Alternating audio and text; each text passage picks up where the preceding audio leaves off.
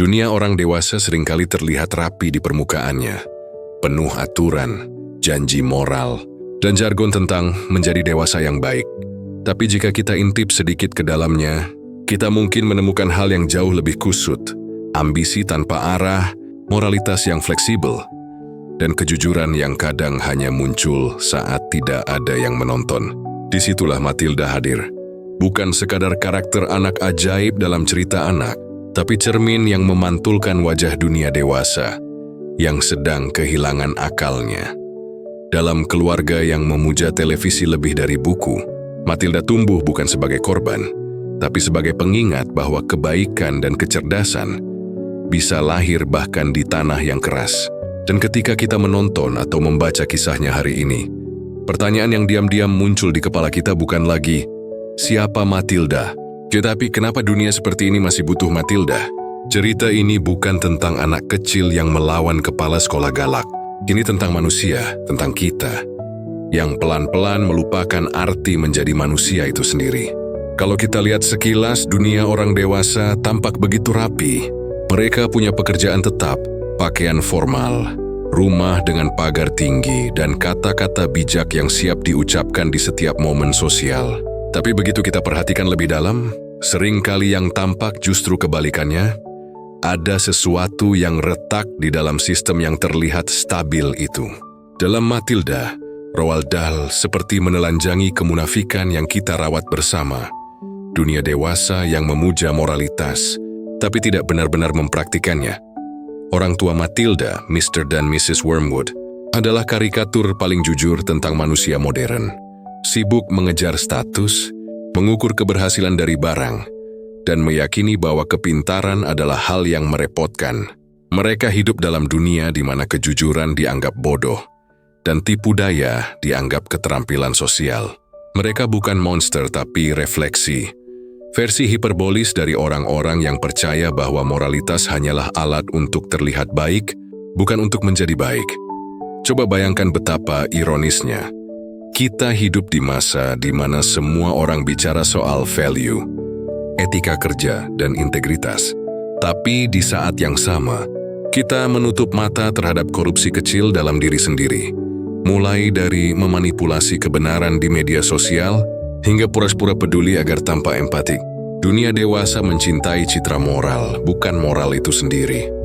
Matilda, yang bahkan belum genap 7 tahun, memandang dunia itu dengan kejernihan yang menyakitkan. Ia menyadari bahwa orang tuanya hidup dalam kebohongan, dan yang lebih tragis, mereka tidak merasa bersalah. Ini adalah bentuk dekadensi yang paling halus. Bukan karena orang jahat berkuasa, tapi karena orang biasa berhenti peduli pada kebenaran. Dalam dunia Matilda, seperti juga dunia kita hari ini, kebohongan menjadi norma sosial yang diterima, selama ia disajikan dengan senyum dan penampilan yang rapi. Di titik ini, kisah Matilda bukan lagi dongeng anak-anak, tapi kritik sosial yang tajam. Dahl tidak hanya menulis tentang anak yang punya kekuatan ajaib, ia sedang menulis tentang dunia yang kehilangan moralitasnya di tengah obsesi pada pencitraan. Dunia di mana anak kecil harus mengajari orang dewasa tentang arti kejujuran dan akal sehat. Dan bukankah itu yang terjadi hari ini?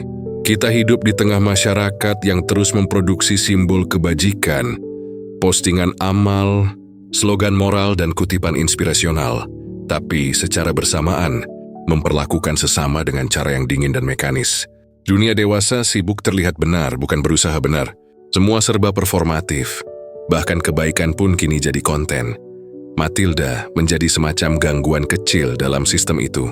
Ia bukan hanya cerdas, tapi juga memiliki moralitas yang tulus, sesuatu yang sudah dianggap aneh di dunia, yang mengukur nilai berdasarkan kepentingan. Jadi tidak takut untuk mengatakan sesuatu yang salah meski seluruh ruangan memilih diam. Dan disitulah letak kekuatannya, sana bukan pada telekinesisnya, tapi pada kesadarannya bahwa integritas adalah bentuk kekuatan yang paling manusiawi. Dunia orang dewasa, baik di kisah Matilda maupun dalam realitas kita, sering gagal memahami kebenaran yang sederhana. Menjadi dewasa seharusnya berarti memahami nilai kemanusiaan lebih dalam, bukan sekadar mahir menutupi kebusukan dengan bahasa sopan. Orang tua Matilda, dengan segala kesombongan dan ketidaktahuannya, Mewakili kita yang sudah terlalu lama nyaman hidup di balik topeng. Roald Dahl seolah berkata, kadang yang paling rasional justru anak kecil, karena mereka belum belajar bagaimana cara memutarbalikkan moralitas untuk keuntungan pribadi. Tunde Iksinau seperti Matilda masih memiliki keberanian untuk menyebut sesuatu sebagai salah tanpa merasa perlu menyesuaikan kebenaran dengan kepentingan sosial. Dalam konteks masyarakat modern, pesan ini menampar halus. Kita hidup di zaman yang penuh simbol kebajikan, tapi kehilangan esensi kebajikan itu sendiri. Dunia dewasa terjebak dalam paradoks. Semakin banyak bicara soal moral, semakin sedikit yang benar-benar hidup bermoral. Matilda hadir sebagai pengingat bahwa kebenaran tidak perlu dikemas indah untuk bisa bermakna, bahwa kejujuran, kecerdasan, dan keberanian untuk berpikir berbeda masih mungkin tumbuh. Bahkan di tengah generasi yang lebih sibuk mengoleksi validasi ketimbang nilai. Dan mungkin, justru karena itulah kita butuh cerita seperti Matilda hari ini. Karena di antara segala kebisingan dunia dewasa, suara polos seorang anak bisa jadi satu-satunya gema kebenaran yang tersisa. Di dunia ideal, keluarga seharusnya menjadi tempat pertama di mana seseorang belajar tentang kasih, empati, dan rasa aman. Tapi bagi Matilda, rumah bukanlah ruang tumbuh, melainkan ruang yang membatasi. Julie lahir di rumah yang penuh suara, tapi tanpa dialog. Penuh tawa, tapi tanpa kehangatan. Orang tuanya menertawakan kecerdasannya, bukan merayakannya. Dari senang itu cinta tidak diukur dari perhatian, tapi dari seberapa banyak televisi yang menyala, dan seberapa keras seseorang bisa menertawakan hal yang tidak penting. Mr. dan Mrs. Wormwood memperlakukan Matilda seperti kesalahan produksi, terlalu pintar, terlalu ingin tahu, terlalu aneh. Dalam dunia mereka, anak yang banyak membaca dianggap membuang waktu. Pengetahuan dianggap hal yang tidak menguntungkan secara ekonomi. Bukankah ini ironi yang begitu akrab dengan kita hari ini? Berapa banyak anak di dunia nyata yang mengalami hal serupa, dihina karena berpikir kritis, direndahkan karena ingin tahu lebih banyak? Keluarga Matilda bukan sekadar karikatur dalam fiksi. Mereka adalah representasi dari banyak keluarga modern yang kehilangan esensi menjadi rumah. Rumah seharusnya menjadi tempat di mana keunikan dirayakan, bukan dikoreksi. Namun di rumah Matilda keunikan dianggap ancaman.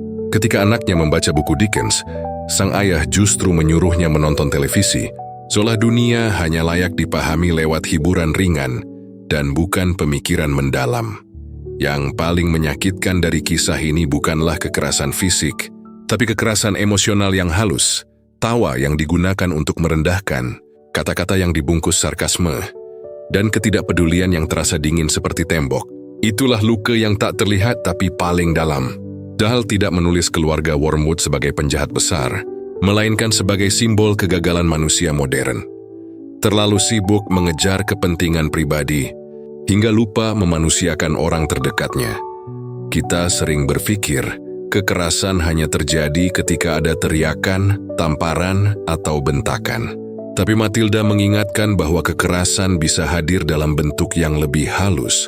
Ketika kasih sayang digantikan oleh ejekan, ketika rasa ingin tahu dianggap masalah, dan ketika prestasi anak tidak dihargai karena tidak sesuai ekspektasi. Dunia Wormwood penuh canda, tapi tanpa kasih. Dan tawa yang tanpa kasih hanyalah gema kehampaan.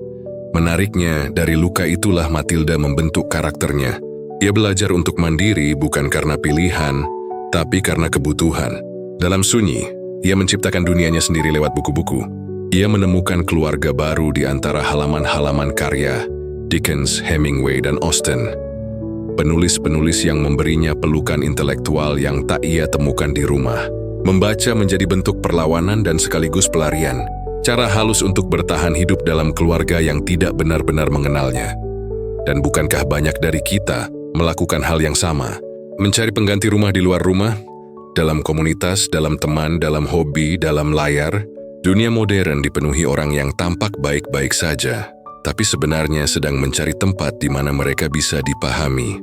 Matilda berbicara langsung pada luka kolektif itu. Luka karena tidak didengarkan, tidak dipercaya, dan tidak dianggap cukup. Namun yang membuat kisah ini indah adalah bagaimana Dahl tidak menulis Matilda sebagai korban pasif. Kenny bukan anak yang menunggu diselamatkan. Ia menyelamatkan dirinya sendiri. Dengan kecerdasan, dengan imajinasi, dengan tekad yang diam tapi kuat. Dari keluarga yang menertawakannya. Ia belajar untuk tidak mendefinisikan nilai dirinya berdasarkan pengakuan orang lain. Disinilah nilai humaniora bekerja. Memahami manusia bukan dari posisinya, tapi dari perjuangannya melawan ketidakadilan di ruang terkecil, rumah. Keluarga Wormwood adalah potret dunia yang kehilangan empati karena terlalu sibuk menjadi produktif. Mereka mengajarkan kita bahwa cinta tanpa pengertian bisa berubah menjadi bentuk lain dari kekerasan. Matilda hadir sebagai pengingat bahwa mendengarkan adalah bentuk kasih yang paling manusiawi, bahwa memahami seseorang jauh lebih penting daripada menertawakannya. Dan mungkin itu sebabnya kita semua butuh Matilda hari ini, karena ia menunjukkan bahwa bahkan dari keluarga yang gagal, manusia masih bisa tumbuh, bahwa luka tidak selalu menghancurkan, tapi bisa menjadi bahan bakar untuk mencari arti hidup yang lebih tinggi. Bahwa di dunia yang kerap menertawakan hal-hal penting, masih ada ruang kecil untuk mereka yang berani berpikir, merasa, dan mencintai dengan sungguh-sungguh. Ada satu hal yang seringkali tidak disadari oleh orang dewasa. Semakin lama kita hidup, semakin pandai kita berkompromi dengan kebenaran. Kita menyebutnya realistis. Padahal seringkali itu hanya cara halus untuk membenarkan ketidakjujuran yang sudah menjadi kebiasaan. Dan disinilah paradoks itu lahir, bahwa anak kecil, dengan segala kepolosan dan ketidaktahuannya, justru lebih tahu apa itu keadilan, dibanding mereka yang sudah berumur dan berpendidikan tinggi. Matilda adalah simbol paling jernih dari paradoks ini. Ia kecil tapi tajam. Ia polos tapi tidak naif. Di usia di mana anak lain mungkin sibuk bermain boneka, Matilda sudah tahu bahwa dunia tempat ia hidup tidak selalu adil, dan bahwa tidak semua orang dewasa pantas dijadikan panutan. Ia melihat ayahnya menipu orang lain, ibunya menutup mata, dan kepala sekolahnya memerintah dengan kekerasan. Tapi yang luar biasa, Matilda tidak meniru mereka. Ia memilih jalan berbeda, jalan sederhana, tapi bermartabat, jalan kebenaran. Di dunia orang dewasa, keadilan seringkali menjadi konsep abstrak, diperdebatkan di ruang rapat, dijadikan slogan politik, atau sekadar status media sosial. Namun bagi anak seperti Matilda, keadilan itu konkret. Ia tahu bahwa menghina orang lain itu salah, memperlakukan orang dengan kejam itu salah, dan menipu orang demi keuntungan pribadi itu tetap salah, tidak peduli siapa yang melakukannya. Kesederhanaan moral semacam ini justru yang sering hilang dari dunia dewasa, yang rumit. Anak kecil belum belajar berdiplomasi dengan kebohongan. Mereka belum terbiasa menyesuaikan kebenaran agar tidak menyinggung siapapun. Mereka belum belajar bahwa keadilan bisa dinegosiasikan jika yang salah adalah orang yang punya kekuasaan. Itulah mengapa Matilda menjadi cermin moral, karena ia mengingatkan kita pada versi diri kita yang dulu, sebelum dunia mengajarkan cara berkompromi dengan nurani. Ironinya, banyak orang dewasa justru menganggap sikap jujur anak-anak sebagai kurang ajar. Saat seorang anak berani mengoreksi orang tua atau guru, kita sering berkata, "Kamu jangan melawan." Padahal mungkin dalam kalimat polosnya itu tersimpan kebenaran yang selama ini sengaja kita abaikan. Matilda mengajak kita untuk meninjau ulang siapa sebenarnya yang dewasa di antara mereka. Salah satu momen paling kuat dalam kisah Matilda adalah ketika ia membela teman-temannya dari kekejaman Miss Trunchbull. Ia tahu itu berbahaya. Tapi ia juga tahu bahwa diam berarti ikut bersalah. Inilah bentuk keadilan yang paling murni. Keadilan yang tidak dihitung dari untung rugi, tapi dari kesadaran bahwa sesuatu harus diperbaiki, meski tidak ada yang memberi imbalan. Dan disinilah Matilda menjadi karya humaniora yang indah. Ia menunjukkan bahwa moralitas bukanlah hasil pendidikan formal atau usia panjang, tapi keberanian untuk tetap jujur ketika dunia memintamu diam. Anak kecil seperti Matilda belum memiliki kuasa sosial, tapi justru karena itu, ia mampu melihat kebenaran tanpa bias kekuasaan. Ia tidak punya kepentingan, jadi ia bisa benar-benar adil. Sementara itu, dunia dewasa terlalu sering tertutup oleh lapisan kepentingan. Kita ingin terlihat benar, bukan menjadi benar. Kita ingin menang argumen, bukan memahami. Kita menulis buku tentang moral, tapi mempraktikkannya hanya ketika menguntungkan. Kita menasihati anak untuk berbuat baik, tapi sering lupa memperlihatkan contohnya. Dan Matilda, dengan kecerdasannya yang tenang, menunjukkan betapa absurdnya dunia ini ketika anak kecil harus menjadi guru moral bagi orang dewasa. Roald Dahl seolah ingin berkata bahwa moralitas sejati tidak tumbuh dari usia, tapi dari kejujuran batin. Anak-anak memiliki kepekaan alami terhadap keadilan, karena mereka belum terbiasa menormalisasi ketidakadilan. Mereka masih punya radar nurani yang belum rusak oleh kepentingan sosial. Dan ketika dunia terlalu bising dengan justifikasi dan rasionalisasi, suara polos seorang anak menjadi gema paling jujur tentang kebenaran yang kita coba sembunyikan. Matilda tidak berkhotbah tentang etika, tapi ia menunjukkannya lewat tindakan. Ia membuktikan bahwa intelektualitas tanpa empati hanyalah permainan logika, sedangkan empati tanpa keberanian hanyalah perasaan kosong. Dalam dirinya, keduanya bersatu. Kecerdasan yang berakar pada moral. Mungkin itu sebabnya kisah Matilda terasa begitu relevan hari ini. Di tengah masyarakat yang semakin pintar tapi semakin kehilangan nurani, kita butuh mengingat kembali bagaimana rasanya memandang dunia dengan mata seorang anak, jernih, tulus, dan tanpa kalkulasi. Karena terkadang justru mereka yang paling kecil suaranya, paling sederhana logikanya, adalah yang paling benar arah hatinya. Ada satu adegan dalam Matilda yang terasa sangat dekat dengan dunia kita hari ini. Saat keluarga Wormwood duduk di depan televisi, makan malam sambil tertawa, dan menolak ajakan Matilda untuk berbincang atau membaca buku. Televisi lebih baik daripada buku, kata ayahnya dengan penuh keyakinan. Seolah itu adalah prinsip hidup. Lucu tapi juga menyedihkan, sebab di balik kelucuan itu, Roald Dahl sedang menyindir sesuatu yang jauh lebih dalam. Budaya konsumtif yang membuat manusia berhenti berpikir, dan bahkan lebih parah, berhenti ingin berpikir. Keluarga Wormwood hidup dalam dunia yang sepenuhnya ditentukan oleh permukaan. Mereka menilai segalanya dari tampilan luar, mobil mewah, pakaian mencolok, tumpukan barang, dan popularitas. Pengetahuan bagi mereka tidak ada nilainya kecuali bisa diubah menjadi uang. Inilah bentuk paling halus dari kebodohan modern. Bukan karena mereka tidak tahu, tapi karena mereka memilih untuk tidak tahu. Dahl seperti berkata, kebodohan yang disengaja adalah bentuk kemalasan moral. Sekilas kita bisa menertawakan keluarga Wormwood dan merasa lebih baik. Tapi kalau jujur, bukankah sebagian besar masyarakat kita pun hidup seperti itu?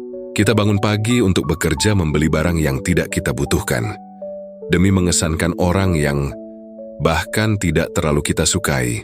Kita menyebut diri produktif padahal lebih sering hanya menjadi roda kecil dalam mesin konsumsi raksasa. Televisi dalam kisah Dahl kini berubah wujud jadi layar ponsel. Lebih canggih, lebih personal, tapi sama efektifnya dalam membunuh keheningan dan refleksi.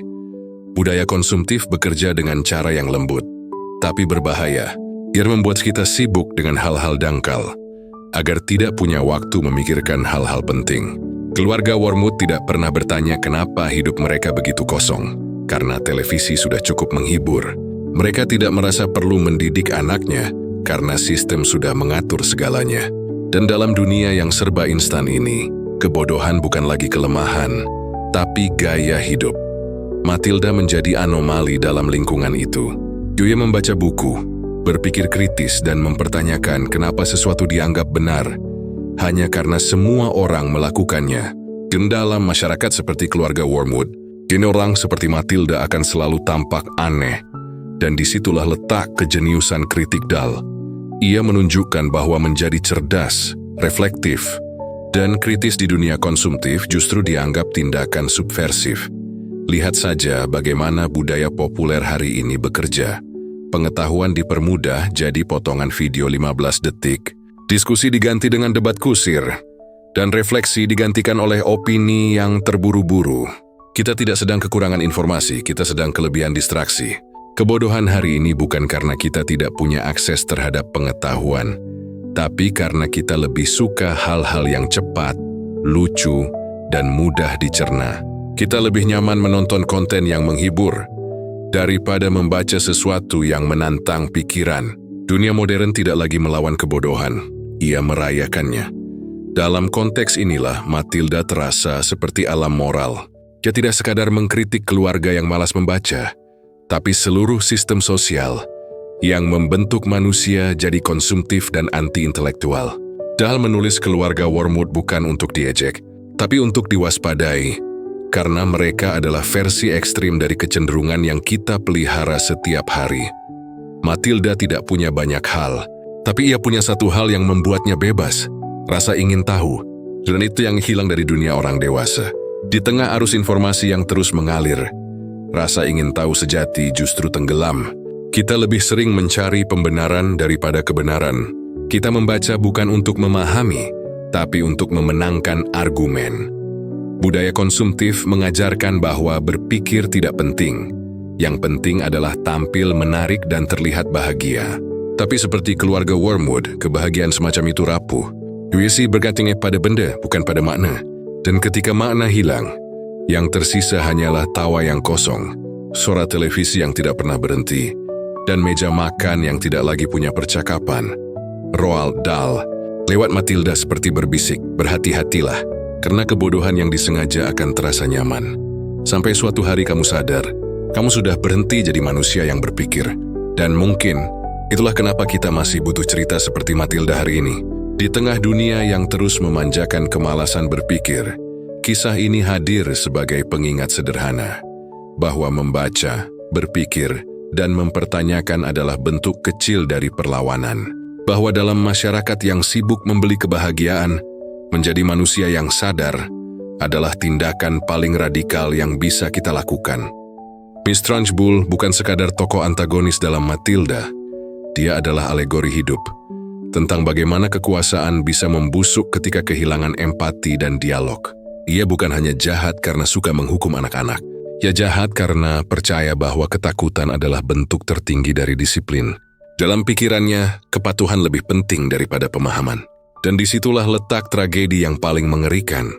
Kekuasaan yang tidak lagi ingin didengar, hanya ingin ditaati. Kalau kita pikir-pikir, figur seperti Miss Trunchbull itu tidak cuma hidup di dunia fiksi. Dia wasih di banyak ruang kehidupan nyata. Di kantor, sekolah, bahkan di lingkaran sosial kita. Orang-orang yang meyakini bahwa keras berarti kuat, dan lembut berarti lemah. Mereka yang berkuasa bukan karena kebijaksanaan, tapi karena kemampuan menekan. Dahl dengan brilian memadatkan seluruh kritik sosial ini dalam sosok kepala sekolah. Bertubuh besar, bersuara keras, dan penuh amarah yang konstan. Trunchbull adalah simbol dari sistem otoriter yang takut kehilangan kendali. Ia membenci anak-anak bukan karena mereka salah, tapi karena mereka simbol masa depan. Sesuatu yang tidak bisa ia kendalikan. Dia menolak kemajuan, menolak pokwen, menolak berpikir bahwa dunia bisa menjadi lebih baik dengan cara yang berbeda. Dalam pikirannya, dunia hanya bisa berjalan dengan satu cara. Caranya sendiri. Lihat bagaimana ia memperlakukan sekolah. Bukan sebagai tempat belajar, tapi sebagai arena untuk menegakkan kekuasaan.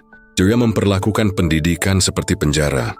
Anak-anak bukan individu yang tumbuh, melainkan subjek yang harus tunduk. Tidak ada ruang untuk tanya, tidak ada tempat untuk salah. Padahal bukankah pertanyaan dan kesalahan justru fondasi dari pengetahuan itu sendiri? Dahl seperti ingin mengingatkan kita bahwa pendidikan tanpa rasa ingin tahu hanyalah indoktrinasi yang dibungkus dengan seragam dan lonceng sekolah. Yang menarik, Trunchbull selalu berbicara dengan nada absolut. Tidak ada mungkin atau barangkali. Semua serba pasti, seolah kebenaran hanya punya satu versi, miliknya. Ini menggambarkan dengan sangat tajam bagaimana kekuasaan otoriter bekerja, dengan meniadakan ruang abu-abu, menekan keragaman pikiran, dan menakuti siapapun yang berani berbeda. Kekuasaan seperti ini tidak mencintai kebenaran, kiri mencintai kontrol. Dan kalau kita jujur, dunia modern pun belum sepenuhnya lepas dari bayang-bayang Trunchbull.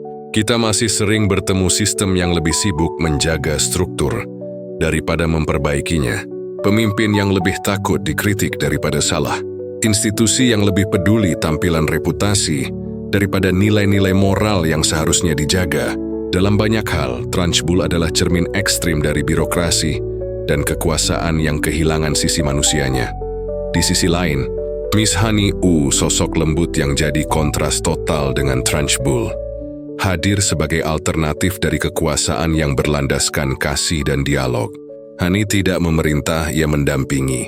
Ia tindak maksa ya dimenami.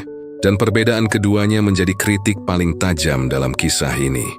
Bahwa kekuasaan sejati bukan tentang menundukkan, tapi tentang menumbuhkan Matilda, yang pada akhirnya berhasil mengalahkan Trunchbull, bukan dengan kekerasan, melainkan dengan kecerdikan dan keberanian moral. Menunjukkan bahwa pengetahuan adalah bentuk kekuatan yang tidak bisa ditindas. Ini bukan kisah tentang anak kecil melawan orang dewasa, tapi tentang akal sehat melawan kekuasaan yang kehilangan nalar. Yang lebih dalam lagi, Miss Trunchbull mewakili pola pikir kuno yang menolak perubahan. Seperti sebagian masyarakat yang masih menganggap disiplin itu identik dengan ketakutan, atau kekuasaan identik dengan kekerasan. Padahal, seperti yang ditunjukkan Dal, ketakutan mungkin bisa menciptakan keteraturan, tapi tidak akan pernah melahirkan kebaikan. Jika kita tarik ke konteks sosial hari ini, Matilda terasa seperti refleksi atas dunia yang semakin anti-dialog. Media sosial penuh dengan orang yang ingin didengar tapi tak mau mendengar. Lembaga pendidikan masih sering lebih menghargai kepatuhan ketimbang kreativitas. Dan di tengah semua itu, figur seperti Miss Trunchbull seakan terus bereinkarnasi. Bukan lagi dalam bentuk kepala sekolah kejam, tapi dalam sistem kebijakan dan budaya yang diam-diam menolak kebebasan berpikir. Roald Dahl, lewat Trunchbull, tidak sedang menulis monster fiktif. Ia sedang menulis ulang wajah kekuasaan yang terlalu akrab, yang menolak kritik, menertawakan kemajuan, dan membungkam suara-suara muda yang berani berpikir berbeda. Dan mungkin, inilah alasan kenapa kita masih butuh Matilda hari ini. Karena di tengah dunia yang terus berubah, kita butuh diingatkan bahwa kekuasaan tanpa empati bukan tanda kekuatan, tapi ketakutan. Bahwa dialog bukan ancaman bagi stabilitas, tapi fondasi bagi peradaban yang benar-benar maju. Dalam dunia Matilda yang keras dan penuh ketidakadilan, Miss Honey muncul seperti secercah cahaya kecil yang menembus kabut tebal. Ia bukan pahlawan dengan jubah, bukan sosok yang berteriak tentang keadilan di podium tinggi. Cuma itu orang guru sederhana, lembut penuh empati, dan dengan cara yang sangat sunyi, menyembuhkan dunia di sekitarnya. Namun justru dalam kesunyian itulah kekuatannya berakar. Miss Honey adalah bentuk paling murni dari etika humaniora. Kemanusiaan yang berakar pada kasih, bukan pada kekuasaan. Kalau kita bandingkan dengan Miss Trunchbull, Honey adalah antitesis sempurna. Jika Trunchbull berkuasa lewat ketakutan, Honey membangun pengaruh lewat kepercayaan. Ia tidak memaksa murid-muridnya untuk patuh. Dia memboleh mereka ingin belajar. Ia tidak mendominasi ruang kelas, melainkan mengisinya dengan rasa aman dan penerimaan. Dalam dirinya, kita melihat sosok yang mengajarkan bahwa kekuatan sejati bukan datang dari otot, jabatan, atau suara paling keras, melainkan dari keberanian untuk tetap lembut di tengah dunia yang sinis. Miss Honey memahami satu hal yang sering dilupakan oleh banyak orang dewasa, bahwa anak-anak, seperti halnya manusia dewasa, butuh didengar bukan diatur. Ia tidak memandang Matilda sebagai anak jenius, melainkan sebagai manusia kecil yang punya kehausan untuk dikenali. Ia menghargai rasa ingin tahu, merawat keunikan, dan tidak pernah menggunakan pengetahuan sebagai alat untuk menunjukkan superioritas. Ini adalah bentuk moralitas yang tinggi. Moralitas yang lahir dari empati dan penghargaan terhadap martabat manusia, bukannya sekadar aturan moral di atas kertas. Di titik ini, kita mulai melihat bagaimana Dahl menggunakan Miss Honey sebagai kritik halus terhadap dunia modern yang kehilangan kehangatan dalam relasi sosialnya. Dunia yang sibuk menilai berdasarkan angka, ranking, dan performa, tapi lupa bahwa pendidikan sejati bukan soal hasil, melainkan tentang proses menjadi manusia. Miss Honey adalah pengingat lembut bahwa pendidikan, dalam makna humaniora, bukan hanya transfer ilmu, tapi penanaman nilai, rasa, dan nurani. Ada sesuatu yang luar biasa ironis dalam karakter Miss Honey. Ia lembut bukan karena hidupnya mudah. Justru sebaliknya, hidupnya dipenuhi trauma, kehilangan, dan penindasan dari Trunchbull. bibinya sendiri. Namun alih-alih mewarisi kekerasan itu, ia memutus rantainya. Disinilah keagungan moral Miss Hani bersinar. Ia tidak membalas kejam dengan kejam, tapi menjawab luka dengan kasih. Dalam bahasa etika humaniora, inilah bentuk transendensi moral. Kemampuan untuk tidak menjadi cerminan dari kekerasan yang pernah melukai kita. Dunia modern hari ini mungkin butuh lebih banyak Miss Hani. Bukan hanya di sekolah, tapi di setiap ruang kehidupan. Di rumah, di tempat kerja, di media sosial. Sosok-sosok yang tidak membalas sinisme dengan kebencian, tapi dengan pemahaman. Yang tidak menggurui, tapi mendengarkan. Karena seringkali, dunia tidak kekurangan kecerdasan. Ia kekurangan kelembutan. Miss Hani juga menunjukkan bahwa kebaikan bukan berarti pasif. Ia bukan sosok yang lemah meskipun lembut. Lembut di sini bukan bentuk ketidakberdayaan, tapi kesadaran akan kekuatan yang tidak perlu membuktikan diri. Ia berani berdiri melawan Trunchbull bukan dengan teriakan, tapi dengan integritas. Ketika semua orang tunduk, ia memilih tetap memegang prinsipnya. Mendidik dengan kasih, bukan ketakutan. Dalam dunia yang semakin pragmatis dan dingin, sikap seperti ini terasa revolusioner. Dalam konteks humaniora, Miss Hani adalah representasi dari etos empatik. Keyakinan bahwa kemajuan manusia tidak bisa dilepaskan dari kasih sayang dan perhatian terhadap sesama. Dia mengingatkan bahwa pendidikan, kekuasaan, bahkan intelektualitas, semua kehilangan makna tanpa nilai-nilai kemanusiaan yang menuntunnya. Kisahnya bersama Matilda juga bisa dibaca sebagai metafora penyembuhan sosial. Dua jiwa yang sama-sama terluka, satu oleh keluarga, satu oleh sistem, saling menemukan tempat untuk pulih, bukan lewat pelarian tapi lewat hubungan yang tulus. Dalam pertemuan mereka, kita melihat bagaimana kasih bisa menjadi bentuk tertinggi dari perlawanan terhadap dunia yang rusak. Miss Hani tidak hanya menyembuhkan Matilda, tapi juga menegakkan kembali kepercayaan kita pada manusia, yang mengajarkan bahwa kebaikan tidak butuh panggung besar. Cukup satu ruang kelas kecil, satu senyum yang tulus, satu tindakan sederhana yang berakar dari niat baik. Dan mungkin itu inti dari pesan Dahl yang paling relevan hari ini, bahwa di tengah dunia yang semakin bising, kita tidak selalu butuh pahlawan dengan pedang. Kadang yang kita butuh hanyalah seseorang seperti Miss Hani, yang tahu kapan harus diam, kapan harus memeluk, dan kapan harus percaya bahwa kelembutan bisa lebih revolusioner daripada kekuasaan manapun. Ada alasan kenapa Matilda, si anak kecil dengan kekuatan pikiran luar biasa, begitu mencintai buku. Dia membaca bukan untuk lari dari kenyataan, tapi untuk menemukan dunia yang lebih waras daripada tempat ia tinggal. Buku-buku yang ia baca bukan sekadar tumpukan kertas dan tinta, tapi pintu pelarian, jendela pemahaman, sekaligus cermin yang memantulkan siapa dirinya di tengah dunia yang kacau. Disinilah Roald Dahl memberi pesan paling tajam, bahwa literasi bukan hanya soal kemampuan membaca, tapi kemampuan memahami diri sendiri, orang lain, dan kehidupan. Kalau kita lihat lebih dekat, dunia di sekitar Matilda menggambarkan krisis moral yang terasa sangat modern. Orang tua yang lebih sibuk dengan televisi dan konsumsi, sekolah yang lebih fokus pada hukuman daripada belajar, dan masyarakat yang menertawakan kecerdasan. Kedengarannya familiar, bukan? Dunia yang kita tinggali kini juga sering memuliakan viralitas ketimbang kebijaksanaan, hiburan ketimbang pengetahuan, penampilan ketimbang isi kepala. Maka membaca, dalam konteks Matilda, menjadi tindakan perlawanan, sebuah bentuk resistensi intelektual terhadap kebodohan yang disengaja. Matilda membaca Dickens, Hemingway, Austen, bahkan Kipling, bukan untuk bergaya, tapi untuk mencari kedalaman di dunia yang dangkal, yang menemukan keadilan, kasih dan empati di halaman-halaman yang tidak bisa diberikan oleh keluarganya sendiri. Disinilah literasi menjadi semacam jembatan spiritual, menghubungkan kita dengan nilai-nilai yang mungkin telah hilang dalam realitas sehari-hari. Membaca melatih empati, karena setiap kali kita masuk ke dalam kisah orang lain, kita belajar merasakan apa yang mereka rasakan. Inilah akar dari moralitas, kemampuan untuk keluar dari diri sendiri dan melihat dari mata orang lain. Tapi literasi tidak berhenti di situ. Dahl ingin menunjukkan bahwa pendidikan sejati tidak bisa lahir dari sistem yang menakut-nakuti, tapi dari rasa ingin tahu. Matilda haus pengetahuan bukan karena disuruh, tapi karena penasaran. Dan justru disinilah pendidikan menemukan rohnya. Ketika belajar menjadi ekspresi cinta terhadap dunia, bukan kewajiban yang dipaksakan.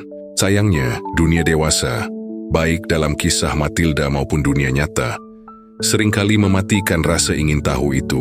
Pendidikan berubah jadi ritual administratif, bukan petualangan intelektual.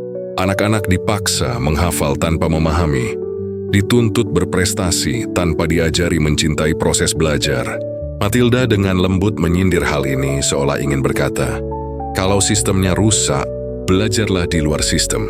Karena sesungguhnya, pendidikan paling jujur sering lahir dari ketidakpuasan terhadap kebodohan yang dilembagakan.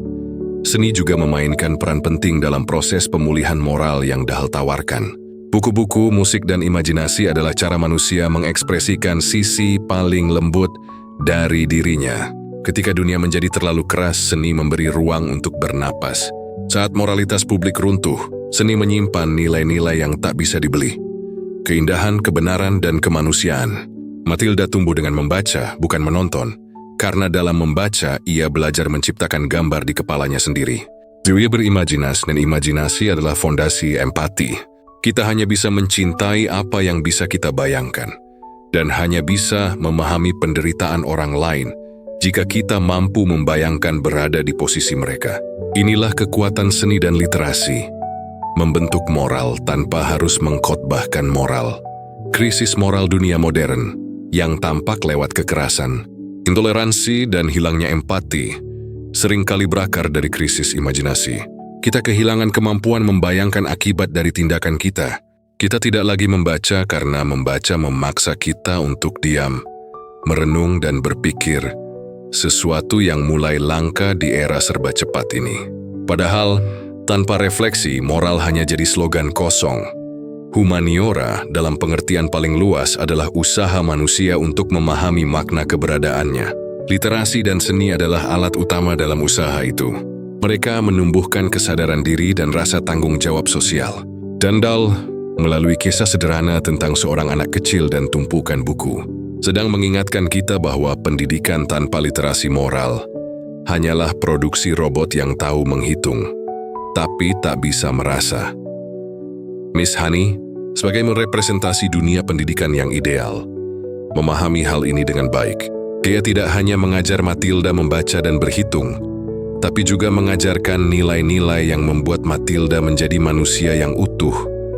Empati, rasa ingin tahu, dan keberanian berpikir kritis.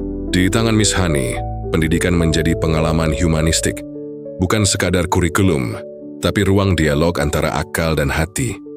Mungkin inilah yang dimaksud dengan pemulihan moral. Bukan dengan ceramah, tapi dengan membaca. Bukan dengan aturan, tapi dengan seni. Karena pada akhirnya, dunia tidak berubah lewat kekuasaan, tapi lewat imajinasi orang-orang yang berani membayangkan dunia yang lebih baik. Dan di tengah kebisingan dunia modern, Matilda masih berdiri sebagai simbol kecil dari harapan besar, bahwa literasi bisa menjadi obat paling lembut dan paling kuat bagi luka kemanusiaan kita. Zaman sudah jauh berubah sejak Roald Dahl menulis Matilda. Kita hidup di era serba digital, di mana informasi datang lebih cepat dari napas, dan teknologi memberi kita kekuatan luar biasa. Tapi entah mengapa, hati manusia justru terasa semakin rapuh. Kita bisa berbicara dengan siapapun di belahan dunia manapun, tapi seringkali kesulitan memahami orang yang duduk di depan kita. Kita bisa mencari apa saja di internet, tapi kehilangan kemampuan untuk mencari makna. Di tengah segala kecanggihan itu, kisah Matilda terasa seperti surat cinta dari masa lalu, pengingat lembut bahwa kecerdasan tanpa empati hanyalah bentuk lain dari kebodohan. Kisah ini tetap relevan karena ia berbicara tentang sesuatu yang tidak akan pernah usang, kemanusiaan. Tentang bagaimana kebaikan, rasa ingin tahu, dan kasih sayang adalah fondasi yang membuat peradaban manusia tetap waras. Dunia modern memang penuh dengan algoritma, kecerdasan buatan, dan data. Tapi tidak satu pun dari itu bisa menggantikan kehangatan hubungan antar manusia yang tulus. Matilda mengingatkan kita bahwa kemajuan teknologi tidak seharusnya membuat kita kehilangan rasa ingin tahu yang polos, kegigihan untuk berpikir kritis, dan keberanian untuk bersikap lembut. Kalau kita lihat lebih dalam, dunia di sekitar kita kini banyak menyerupai dunia Matilda. Orang tua yang terlalu sibuk dengan kesibukan konsumtif, sekolah yang terjebak dalam birokrasi, dan masyarakat yang lebih menghargai tampilan ketimbang nilai. Rasanya, semakin pintar manusia, semakin sulit ia mengenali kebijaksanaan. Semakin terkoneksi, semakin kesepian. Disinilah kisah Matilda menjadi semacam cermin sekaligus obat. Ia menunjukkan luka sosial kita tanpa menghakimi dan menawarkan penyembuhan tanpa menggurui. Matilda adalah simbol dari kekuatan berpikir dan kebaikan hati yang menolak tunduk pada kebodohan sistemik. Dia mewakili harapan bahwa di tengah dunia yang kehilangan arah moral, selalu ada individu yang berani menjaga nuraninya tetap hidup. Karena kecil tapi tidak remeh. Justru karena kecil, keberaniannya terasa lebih besar. Di dunia yang sering mengagungkan kekuasaan, Matilda mengajarkan bahwa kekuatan sejati bukanlah tentang siapa yang bisa memerintah, tapi siapa yang mampu memahami. Kita hidup di masa ketika pengetahuan mudah diakses, tapi kearifan terasa langka. Semua orang bisa membaca, tapi tidak semua benar-benar memahami. Semua orang bisa bicara, tapi jarang yang benar-benar mendengarkan. Matilda menegaskan kembali pentingnya literasi, bukan hanya sebagai aktivitas intelektual, tapi sebagai jalan spiritual, cara untuk menemukan makna di tengah kekacauan modernitas.